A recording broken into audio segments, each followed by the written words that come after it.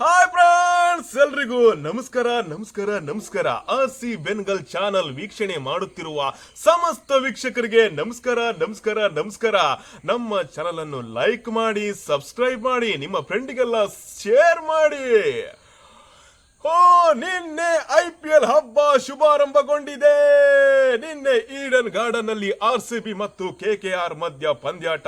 ಪ್ರಥಮ ಪಂದ್ಯಾಟದಲ್ಲಿ ನಮ್ಮ RCB ಗೆದ್ದಿದೆ. ನಂಗೂ ಕೂಡ ಆಹ್ವಾನ ಇತ್ತು RCB ಪಂದ್ಯಾಟ ನೋಡ್ಲಿಕ್ಕೆ. ನನಗೂ ಕೂಡ ಫ್ಲೈಟ್ ಟಿಕೆಟ್ ಬುಕ್ ಆಗಿತ್ತು. ಆದ್ರೆ ನಂತರ ನನಗೆ ಫೋನ್ ಬಂತು.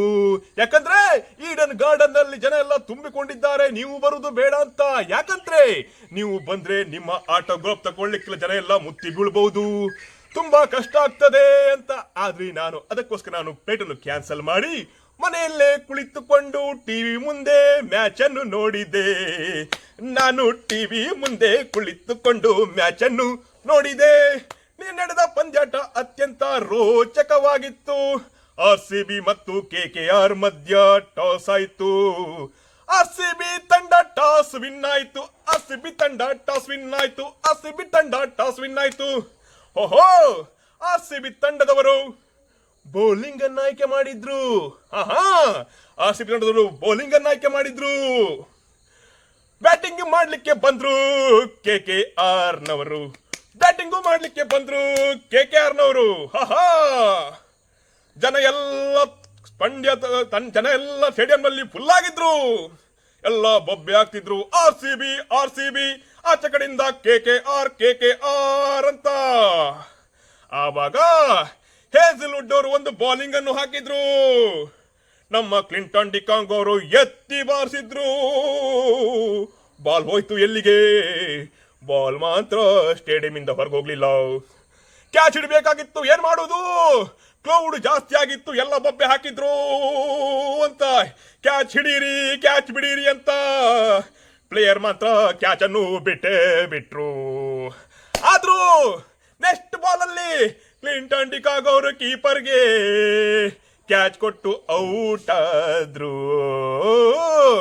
ನಂತರ ರಹಾಣೆಯವರು ಬಂದ್ರು. ನರೈನವರ ಮತ್ತು ರಹಾಣೆಯವರ ಮಧ್ಯ ಒಳ್ಳೆ ಒಂದು ಪಾರ್ಟ್ನರ್ಶಿಪ್ ಬ್ಯಾಟಿಂಗ್ ಆಯ್ತು. ಕೋಲ್ಕತ್ತಾದವರು ಒಳ್ಳೆ ರೀತಿಯಾಗಿ ಆಡಿದ್ರು. ಅವರು 20 ಓವರ್ನಲ್ಲಿ 174 ರನ್ ಹೊಡೆದ್ರು, 8 ವಿಕೆಟ್ ನಷ್ಟಕ್ಕೆ. ಕೋಲ್ಕತ್ತಾದವರು 20 ಓವರ್ನಲ್ಲಿ 174 ರನ್ ಹೊಡೆದೇ ಬಿಟ್ರು. ನಂತರ ನಮ್ಮ RCB ತಂಡ ಫೀಲ್ಡ್ಗೆ ಬಂತು. ಬ್ಯಾಟಿಂಗ್ ಮಾಡ್ಲಿಕ್ಕೆ RCB ತಂಡ ಬಂತು. ಜೋಶಲ್ಲಿ ಬಂದ್ರು ಯಾರು? ನಮ್ಮ ಸಾಲ್ಟ್ ಮತ್ತು ಕೊಹ್ಲಿ ಅವರು. ನೋಡಿದ್ರಲ್ಲ, ಸಾಲ್ಟ್ ಅವರ ಅಂದ್ರೆ ಏನು? ಸಾಲ್ಟ್ ಅಂದ್ರೆ ಕನ್ನಡದಲ್ಲಿ ಉಪ್ಪಂತ. ಕೋಲ್ಕತ್ತಾದವರ ಬೌಲಿಂಗ್ಗೆ ನೀರು ಮಾಡಿಬಿಟ್ರು. ಅವರಿಗೆ ಉಪ್ಪು ಕುಡಿಸ್ಬಿಟ್ರು, ನೀರು ಮಾಡಿಬಿಟ್ರು. ಉಪ್ಪು ತಿಂದು ಅವರನ್ನು ನೀರು ಕುಡಿಸಿಯೇ ಬಿಟ್ರು. ಹೊಡೆದ್ರು ನಮ್ಮ ಸಾಲ್ಟ್ ಅವರು. ಎಷ್ಟೋ ಹೊಡೆದ್ರು. ಒಳ್ಳೆ ರೀತಿಯ ಪಾರ್ಟ್ನರ್ಶಿಪ್ ಬಂತು. ಕೊಹ್ಲಿ ಮತ್ತು ಸಾಲ್ಟ್ ಮಧ್ಯ 95 ರನ್ಗಳ ಪಾರ್ಟ್ನರ್ಶಿಪ್ ಬಂತು. ನನ್ನ ಪ್ರೀತಿಯ ವೀಕ್ಷಕರೇ, ಎಲ್ಲರೂ ಕೇಳಿ. ಈಚೆ ಕಡೆ RCB ತಂಡ ಬ್ಯಾಟಿಂಗ್ಗೆ ಇಳಿತು. ಆಚೆ ಕಡೆ ಕೋಲ್ಕತ್ತಾದವರು ಬೌಲಿಂಗ್ ಮಾಡಲಿಕ್ಕೆ ಪ್ರಾರಂಭ ಮಾಡಿದ್ರು. ಪಂದ್ಯಾಟ ಅತ್ಯಂತ ರೋಚಕವಾಗಿತ್ತು. ನಮ್ಮ ಕೊಹ್ಲಿ ಅವರು ಮತ್ತು ಸಾಲ್ಟ್ ಅವರು ಬಂದ್ರು. ಅವರಿಬ್ಬರು ಒಳ್ಳೆ ರೀತಿಯಲ್ಲಿ ಆಟವನ್ನು ಆಡಿದ್ರು. 95 ರನ್ನುಗಳ ಪಾರ್ಟ್ನರ್ಶಿಪ್ ಅನ್ನು ಮಾಡಿದ್ರು.